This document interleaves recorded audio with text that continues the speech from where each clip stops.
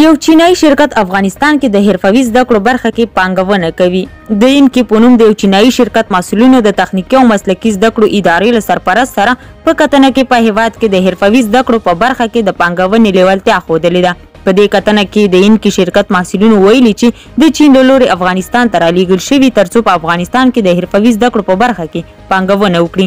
هغوی د خپلو فعالیتونو په اړه معلومات ورکړي او زیاته کړې ده چې اساسي موخه په افغانستان کې د بازار لپاره د مسلکي قوي روزنې لپاره د یو حرفوي انسټیټیوټ جوړول دي. د یاد شرکت مسؤلینو همدارنګه په افغانستان کې پر بشپړ امنیت خوښي څرګنده کړې او ویلي دي چې زیات شمېر چینایي شرکتونه په افغانستان کې د پانګونې لیوالتیا لري. له ملتیا مو مننه.